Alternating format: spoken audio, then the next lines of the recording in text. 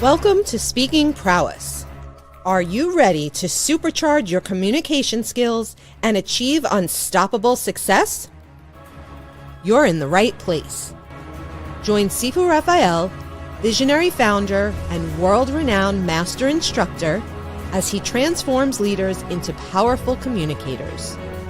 Joining Sifu is co-host Brigitte Hufele, a dynamic businesswoman, global speaker, and NLP master trainer, and the Skilled Center of NLP team. They will deliver unmatched expertise and energy to every episode. Prepare to unlock your full potential and make every conversation count. This is Speaking Prowess, where your journey to communication mastery begins. Jeannie, happy Friday. How are you today? I am amazing. It's a beautiful sunny day out, and I'm excited to be here with you today. Yes, thank you so much for being my co-host today. I am so blessed to have you.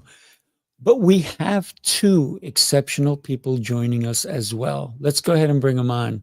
Susan Davis and Carly Pepin. Ladies, welcome to the show. Happy Friday. Happy Friday. Today's topic is one that I think we're all very passionate about. It's clean and clear communication. What does clean mean? What is that? I'm curious. Not Yes. foggy. What? Not foggy, not muddy, not messy.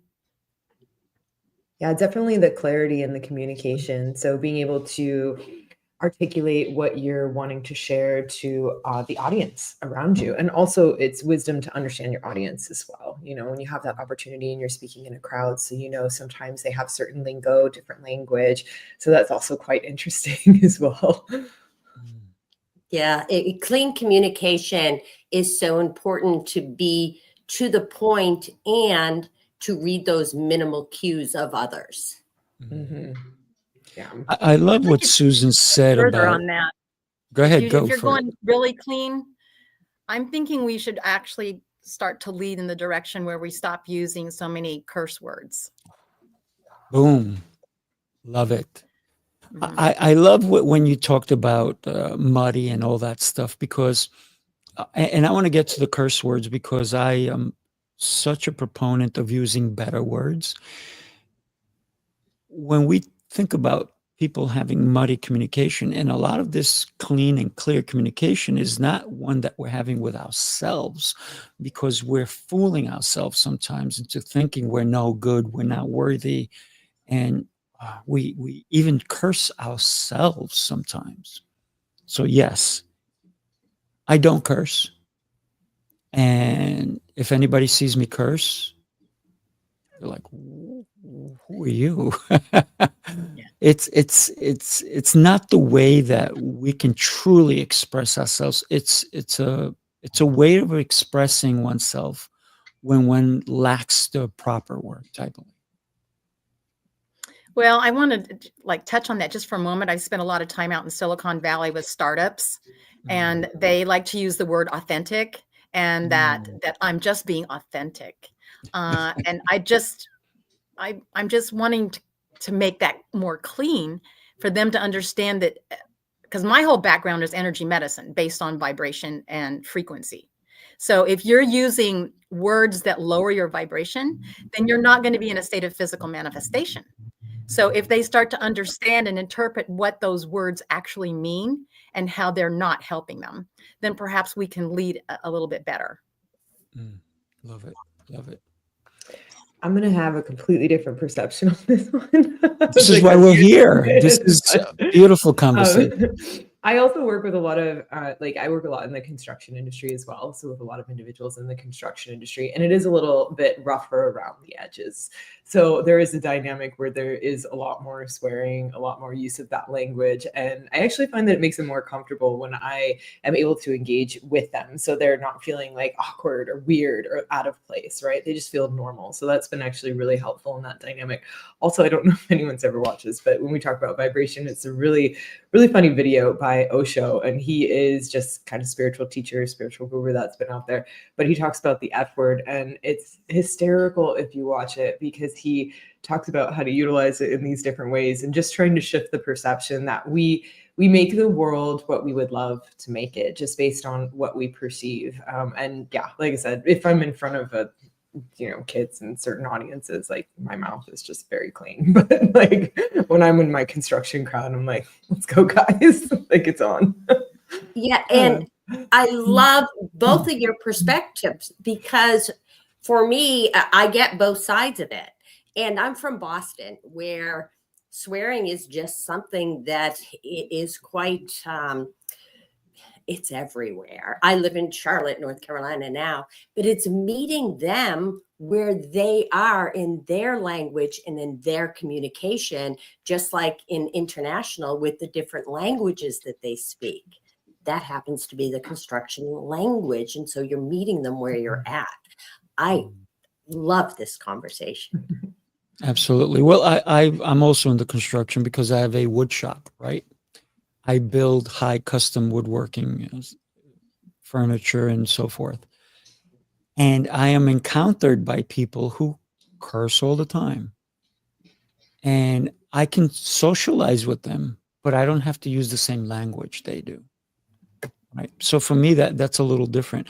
For example, not too long ago, I went to a cigar bar, yet I don't smoke. Okay. It took a lot for me. And of course, I had to really clean out my lungs afterwards.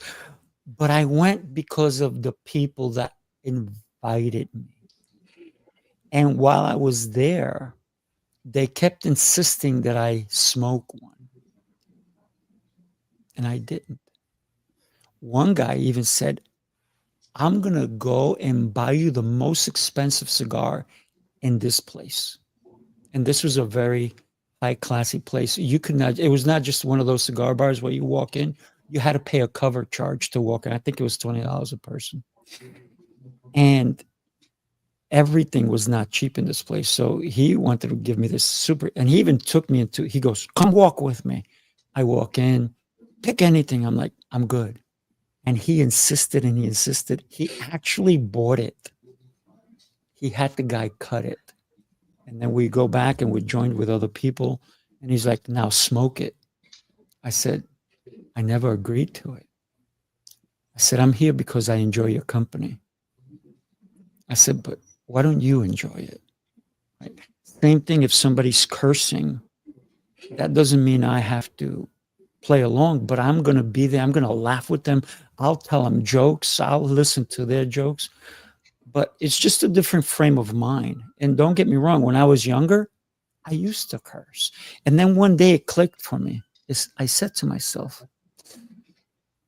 are there better words that I can use? And that changed my whole perception. And that doesn't mean if somebody curses, I don't like them. That's just the way they communicate. That's all.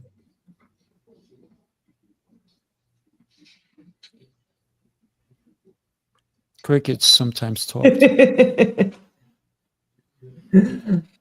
So, we're talking about clean and clear communication.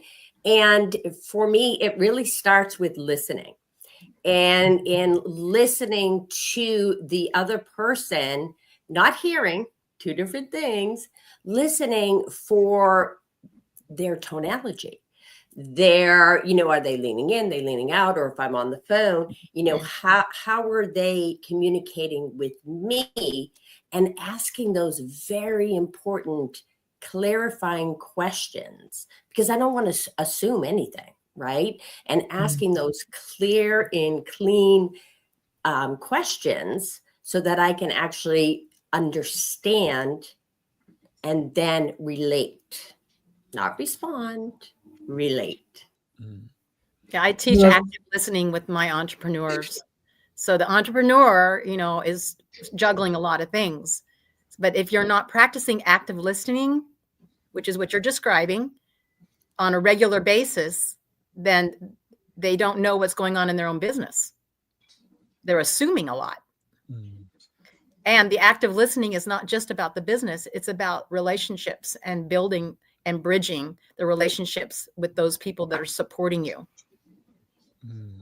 And that's why you see across the screen a gift from Brigitte, my other co-host, and it's listening checklist.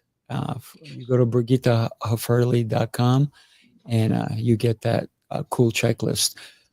When we consider, and I love the listening aspect, because I always say, I've never learned anything when I'm speaking. So therefore, I must listen to grow. Yeah, I love that. I love the idea of questions as well, because a quality question is definitely an indication that we can dive deeper into the learning, the education, just based on someone's feedback. But also the individuals who are asking questions to us, right? Like, I love getting asked questions, because that's me listening to the feedback that you might not be able to articulate. And so, yeah, so whenever I'm working with individuals, it's like part of the communication dynamic is like, well, what questions are they asking you? You know, if you're speaking, like, what questions are these people asking you? Because this is where their confusion is. This is where perhaps maybe you didn't articulate it to the degree that the audience could understand. And it gives us insights on how we can improve just how we're doing, how we're communicating our message, the information. And yeah, I love questions in the sense of how we give questions to people, but also how we're receiving them as well, how we're listening and understanding that type of communication that someone's giving us. It's so much data there. I love questions, but have you ever, and I'm sure all of you have, you've been asked a question and before you can answer it, they answer it for you, or they tell you you should answer? Yeah, sometimes. And I'm like, what's the real question there? Are you looking for a confirmation or?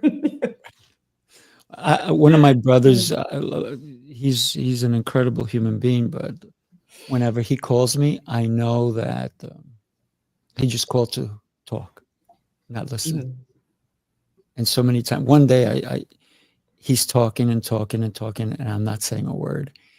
And he goes, Rafael, are you there? I go, yeah, I didn't think you wanted me to talk a bit. Well, no, I just wanted to know you're there. And then he kept going on and on and on. And then at the end, I said, okay, have a great day. Goodbye. With listening, sometimes it's not just listening to the words. It's listening in between, isn't it? Yeah, seeing what someone actually is looking for, which sometimes we don't know. And sometimes I'll ask the question, I'm like, friends, are you looking for me to listen? Do you want feedback? Like, what is it that you would love today? And they'll give me that feedback, because sometimes we might misinterpret it as well on how someone would love us to participate and listen. Yeah, without a doubt.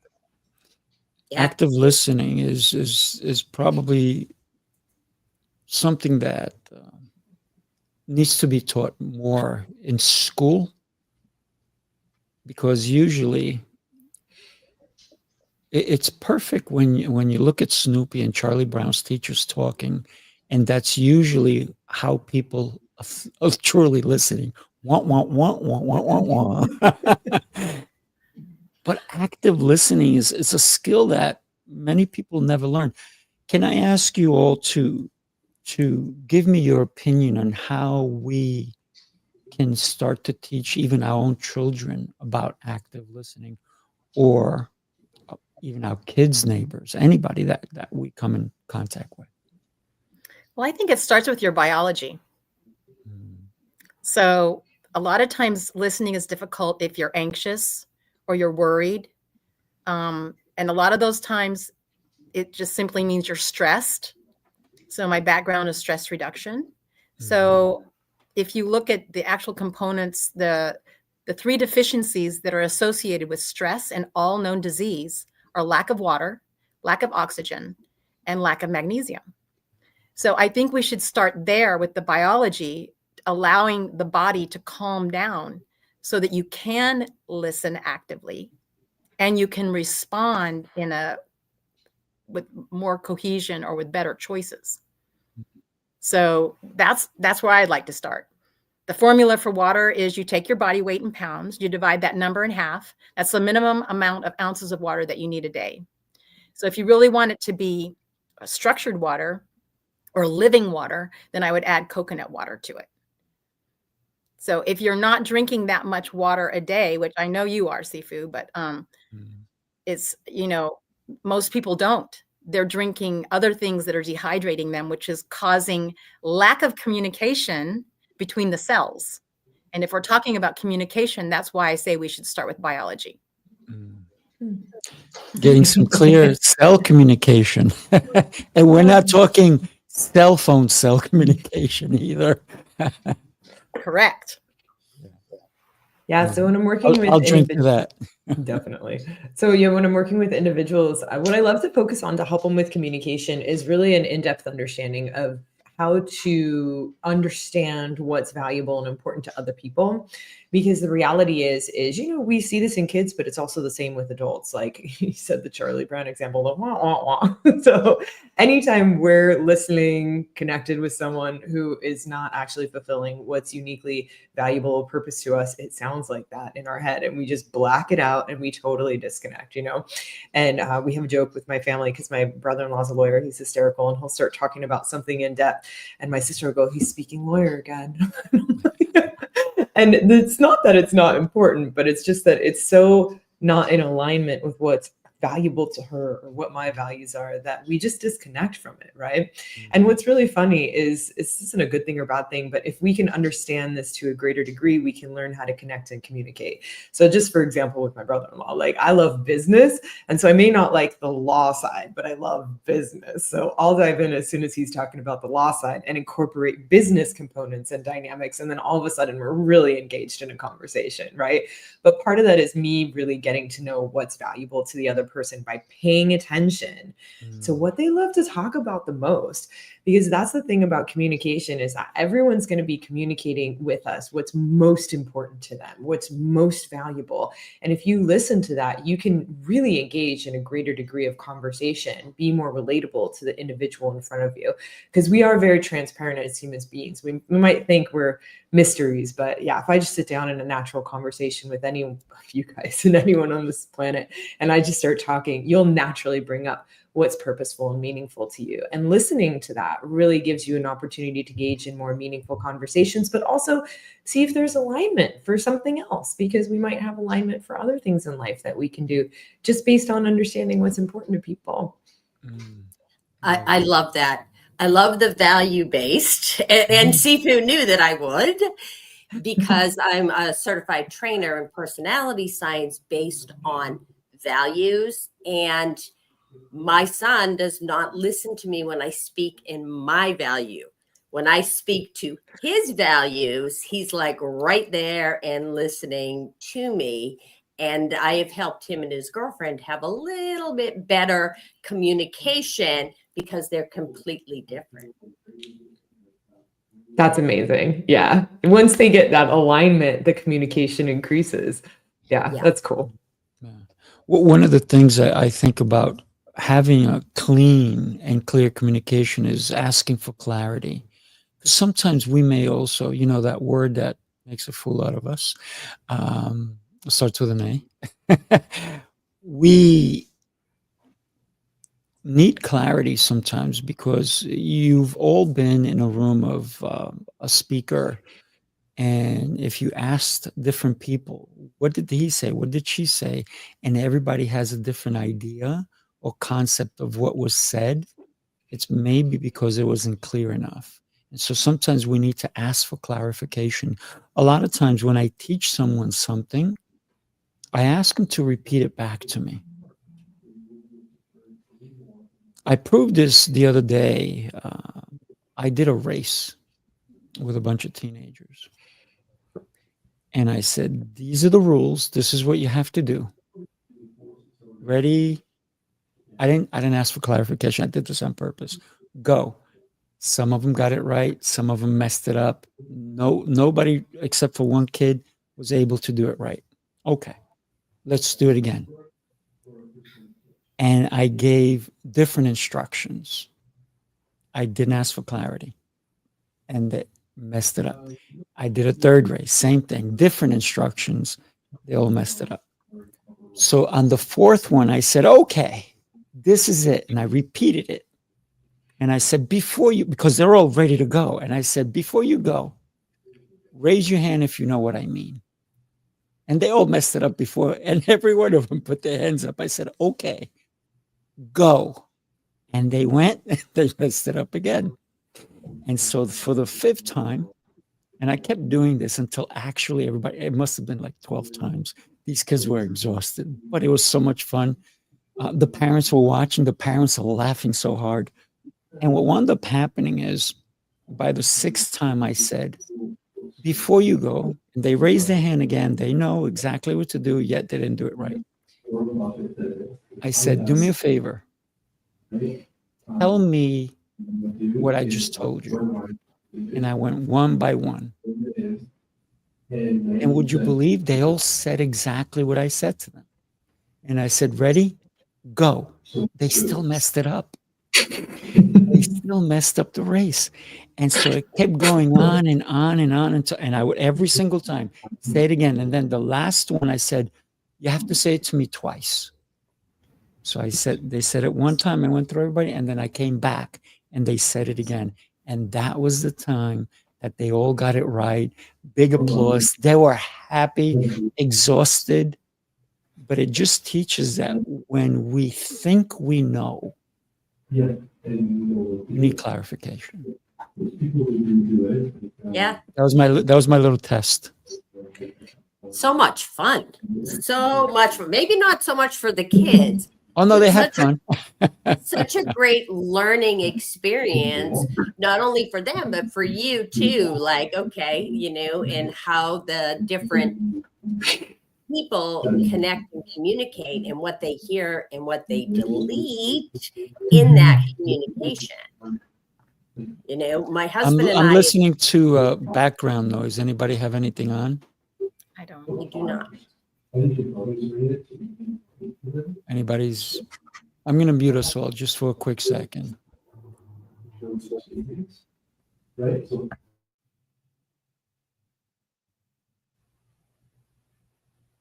Okay, it went away. Ta-da! Awesome. I was gonna say too, because I think this is really cool. Even that dynamic that you're talking about. One thing that popped in my mind was that I often notice that people will feel uncomfortable or ashamed if they don't understand, right? And so many times I see this, because if I'm explaining like a complex subject, whether it be a workshop or a consult, like we'll feel ashamed that we don't understand, which is, how would you ever know this? It's not taught in school, it's just advanced information. Like, it is what it is. It took me forever to learn. Like, there's nothing to be ashamed of. So I'll follow up with just a question. I'll say, does that make sense? And then I'll follow that up with, did I explain it well? Right? So that I take personal responsibility. Like, basically, if you don't get it, maybe I didn't explain it in a way that you could actually understand. And I think that's been really helpful too, just to sort of shift that dynamic, because the reality is it's actually okay to not know. It's actually quite normal to not know or understand. And I think that's a really unrealistic expectation we have as humans. And we expect ourselves to know everything and be experts in all, when the reality is there's something new in every field coming out every day. It's crazy to think that we'll ever know anything. Part of being an expert in mastery is knowing enough that you don't know, and keep studying and keep learning on a daily basis. And you still won't know. Right. I think I like to say, the more I learn, the less I know. Yes. I think we can all say that here. So Jeannie's talking about one of the things that she's a trainer on, and it's bank code, right? Knowing your code, and sometimes that allows you to understand where someone else is coming from, because some people need more details to understand. Some people get it right away. And so when we can learn to communicate with another person, is sometimes it's using that skill. How will they understand? Or do they need more nurturing? Do they need me to hold their hand during this process? Right. It's everything. Do they need more knowledge? Do they need, what is it that they are seeking? And even when, and I'm going to say it, when we assume, we are making a judgment on another person without necessarily knowing how they understand. I think that's an important ingredient to clean and clear communication. Do we understand how they interpret something? Yeah. And so many layers and layers and layers and layers in communication, and effective communication, cleaning, clear communication. And it just starts with the curiosity of who is that other person and what's important to them. Because at the end of the day, it's not about me. It's about them. It's always about the relationship. Mm-hmm. If you build the relationship, things will manage to work out the way they're supposed to. Yeah. And I think, again, this is just really cool because it's like if we're listening, it's like you said, Sifu, it's not just we're listening to the actual thing. It's like, how do we read between the lines, and what does between the lines look like? So even if I'm frustrating to someone or I bother them in some way, shape, or form, it's like, well, what is actually important to them? What do they value? And how in this moment did I actually challenge that?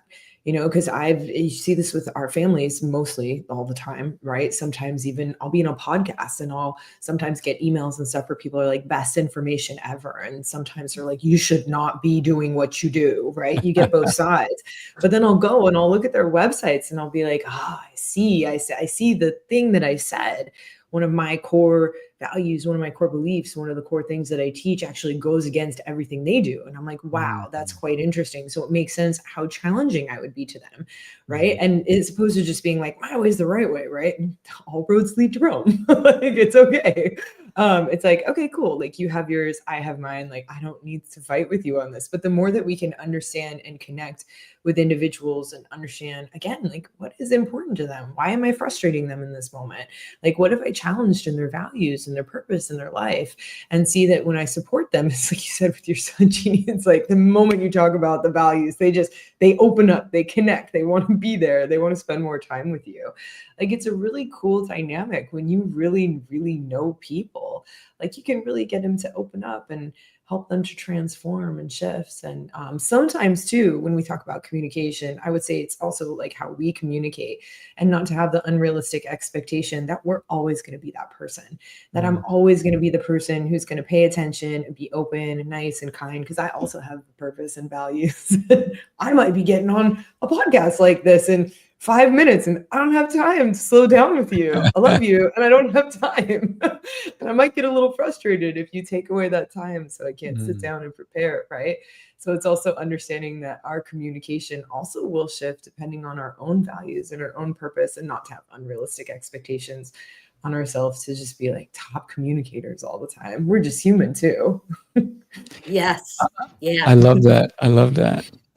For example, we can't be everybody's cup of tea. And with that in mind, in one of my businesses, in any of my businesses, I set up a place and I put coffee, and I put a sign, free coffee for everybody, guests, whoever, because some people thought, oh, do I have to pay for that? No, it's free. It's just enjoy it. And there was a gentleman that kept coming in. I said, so help yourself to a coffee. He's like, no, I'm good. Okay. I know my coffee is really good. I love it. And anybody who drinks it, they're like looking forward to that cup of coffee. And I didn't stop to ask, do you even like coffee? Guess what? He's a snob tea drinker. And so once I found that out, I wanted to know, what kind of tea does he like? I want to make sure I have that for him next time.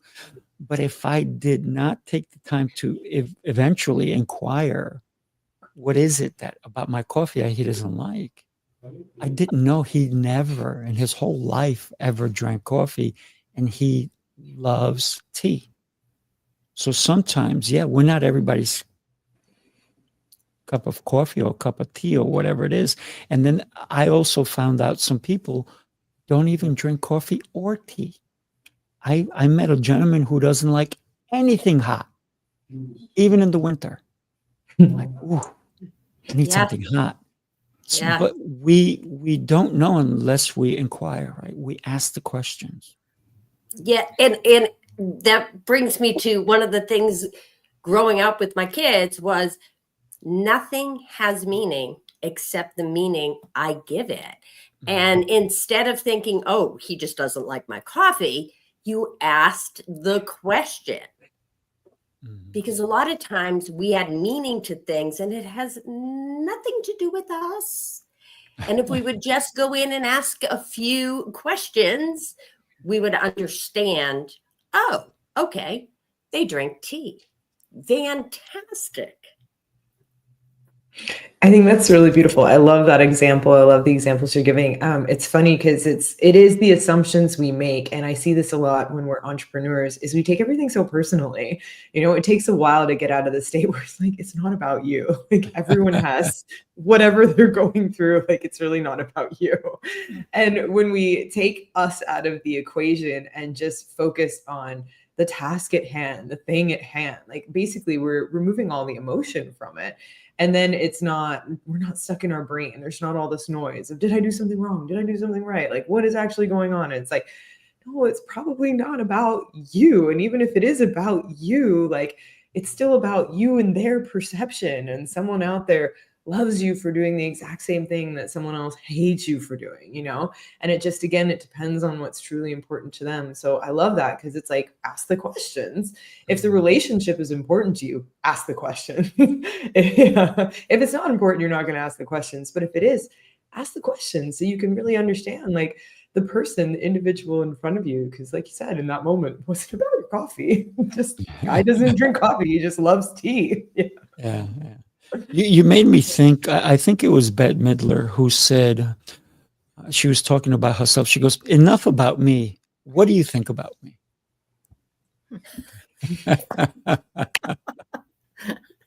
Because people want others to speak their accolades about them. And sometimes when we're listening, we need to listen for those cues as well. And you talked about that perfectly, Carly. When somebody, what is it that they want to talk about, right? What is it that inspires them? And earlier, I know that Susan's daughter is a professional car. I don't want to mess it up. You tell us about your daughter for a second. She's a professional race car driver and an influencer. Love it. And then Jeannie's husband and son, they're in the business too. Tell us a little bit about that as well. So my son drives the car hauler for next year going into the NASCAR for the Cup side for they call him SVG, but it's Shane Van Ginsburg. And then my husband works in Stewart Haas Racing, which is now Haas because they just shifted. And Tony Stewart went on his way. And he does a lot of different things because he also drives the truck. He does a lot of mechanical work. So it's a super exciting field to be in. And I so honor the women that get involved in this sport because it is an amazing sport. And women do have a place in this sport. Well, Colette has surely climbed the ladder herself and set the bar high for a lot of other girls, but she mentors a lot of girls. Nice. And her boyfriend now started their own world tour. So they're touring all over Brazil, Japan, Australia, Ireland. So they're drifting, and drifting is one of the most precise forms of racing. There's only 2 cars on the track. Wow. That's cool. Incredible. You know, it's really cool because even I know our topic of conversation is around the communication dynamic, but you know, like when you talk about the drifting, Susan, it's just you visualize it. And it's like, it's a different form of communication. You've got to communicate with the car, with the road, like the level of presence that is like required for that moment. It is a different form of communication. You're communicating with yourself. And it's fun because you could see how communication just transitions everywhere in life. Everywhere. You know, and just that moment of drift, it's like all the communication that's happening, but it's like on the inside and with something else. Yeah, it's cool.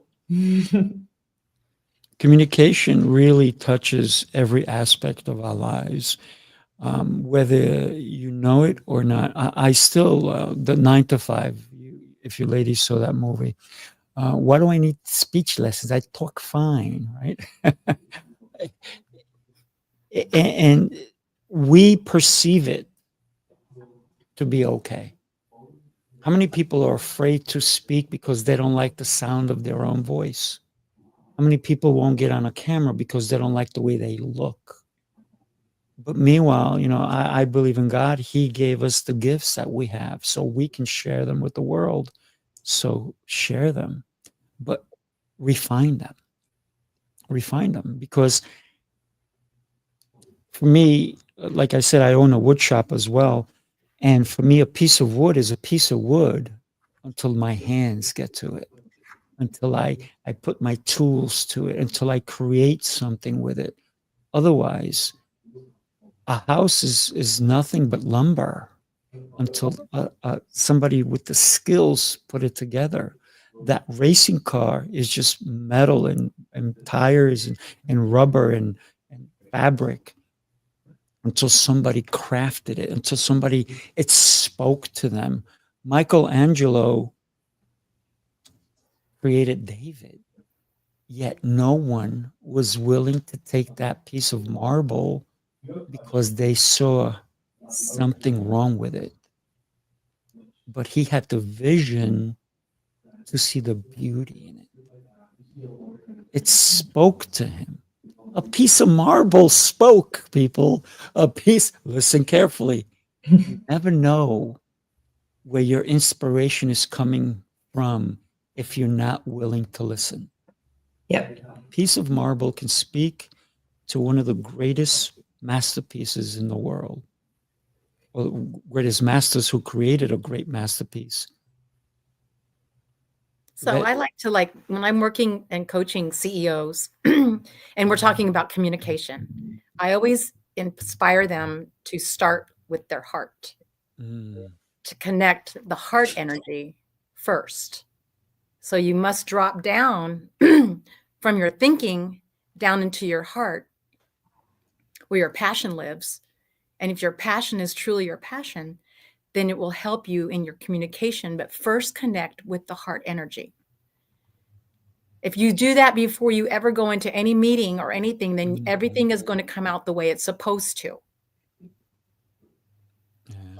Yeah, I love that. Instead of the way it's meant to. I love that, Susan, because it's this dynamic where that communication with ourselves, right? It's like you're saying, he sees the marble and it connects with him.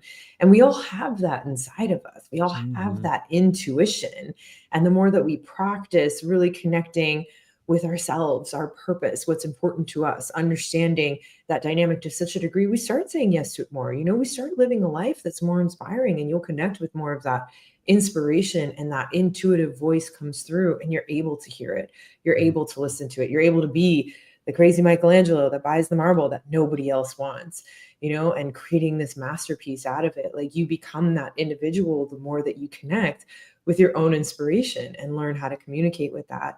Yeah, so it's a beautiful example, because every individual truly has it. And it's like, just, are you willing to do the work to dive in and get that done? Because that's the idea, is that you'll often think, this is crazy and it makes no sense, but just something is telling me, just do it. Just do it. And then you do it and you're like, now I get it. Okay. Thank you. Okay. Yeah. You made me think of the old saying, get out of your head. And I love the fact that you're saying, get out of your head and get into your heart, because your heart speaks differently than your head, I believe, as well. I also believe that when you are in your head, because I can get in my head, when I'm in my head, I'm not listening. When I get in that heart space and I get grounded, which I did before I came on the call, and just breathe and get out of my head, that's when I can truly listen and help people get to where they want to go. Or guess what? Sometimes, like Sifu said, they just want me to listen. I don't need to say anything. And they will say, are you there? Yes, I'm still here. It's just them, maybe they're venting. Maybe they just have no one to listen to them that believes them. I have a lot of entrepreneurs that their family is all employees. So they don't understand the difference in that mindset. And so it's just being that person for that particular person. Love it. Love it. I have a client in the martial arts field. Every time we have a session, before we start, he goes, I got to tell you this thing. And so I'm listening. The last session I had with him was an hour and change. We barely did a thing. But he says, I learned so much from today's lesson. Thank you so much. And I said, it's my pleasure. It's my pleasure. He did most of the talking.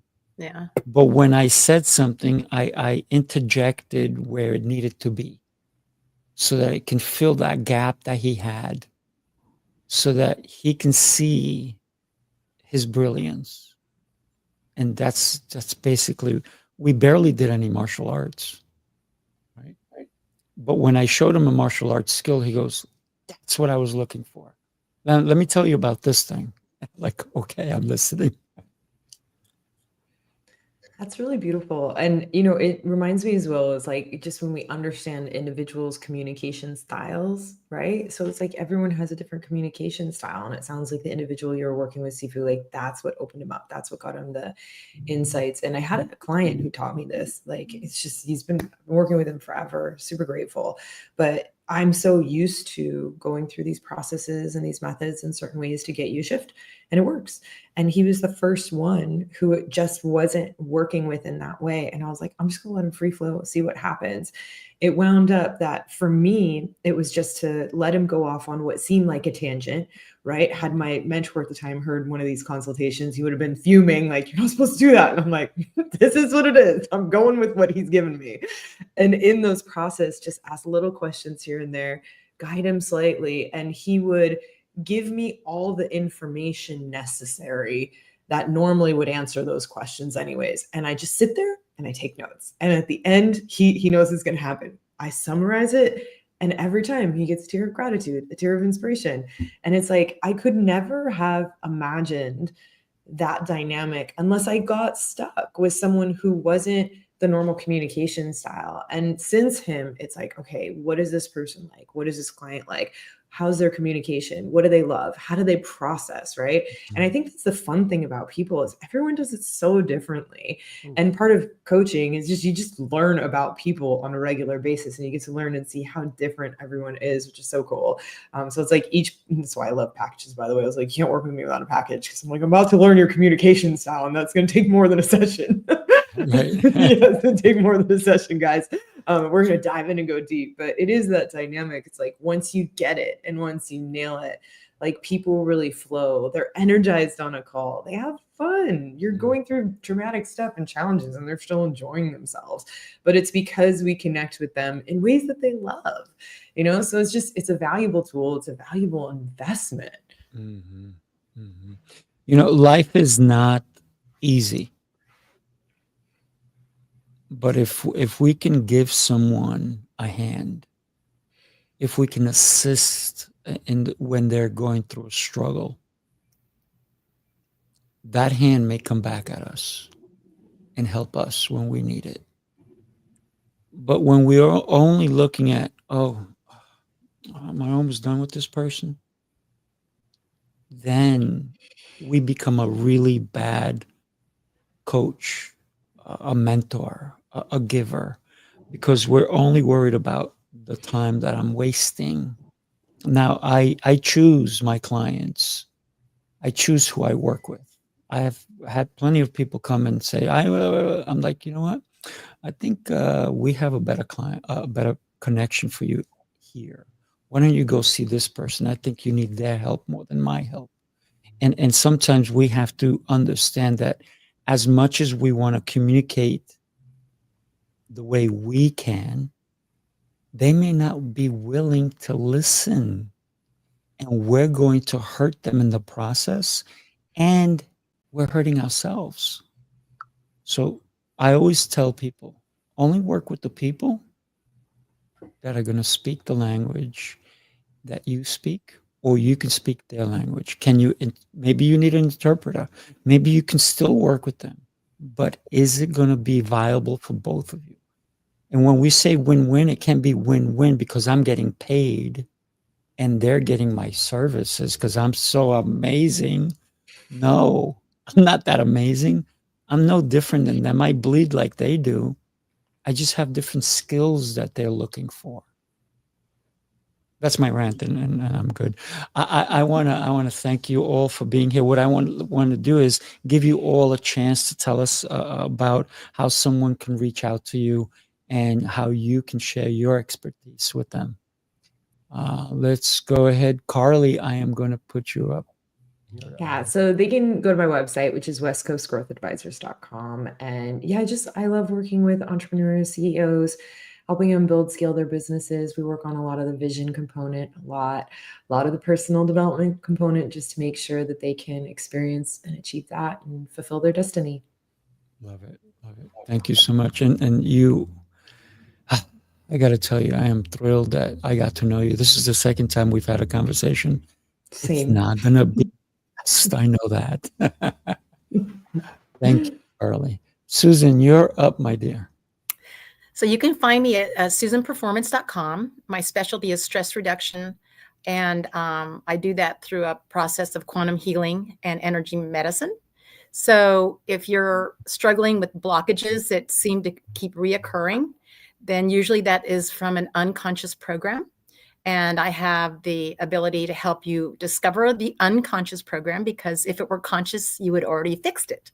So that's my specialty in that. And of course, I have a diverse background in many areas in leadership, but mainly I'm helping the leaders overcome sabotaging behavior and setting up relationships that are the same, whether it's business or personal or family. So please reach out to me and I'd be happy to give you a 20-minute consultation as a gift at susanperformance.com. I got to tell you, Susan, you are an incredible human being. Super happy to know you, and you're doing amazing, amazing things. Thank you. Jeannie, I know we had the link for Brigitte, but you, in your own right, are an extraordinary human being. Tell us how somebody can come in and work with you as well. Well, I am the only Jeanne Zierhoffer in the United States. I can say that. And I am a coach liaison and a board member at the Center of NLP. So when they get the communication and strategies that is in the link there, the listening checklist, that will go to the Center of NLP. And I'm just excited to be here to support all of you and moving your business forward, because the world needs us. It does need, it needs powerful women. And I love the fact that each one of you, even though we're talking about the same subject, has your own take. Because communication is such a huge vehicle. Let's get on the bus, everybody. Let's go. We're going for a good ride, right? It's fun. You have to do it. And if you haven't heard a good joke lately, I'm not going to tell you one, but go listen to a good joke. Because guess what? You need to laugh. That's a communication skill. We need to enjoy. We need to feel with our heart. Hug someone. Laugh. Today is a day as a gift. Enjoy today. If you want to learn more about what I'm doing, go to my YouTube channel. I have all these different shows. I have all these different amazing people joining us. Also, I am Speaking Prowess. I am the founder of it, speakingprowess.com. I would love for one of you to change your dynamic, because communication did that for you. Change the way you communicate and change your outcomes. Thank you, everybody. Bye.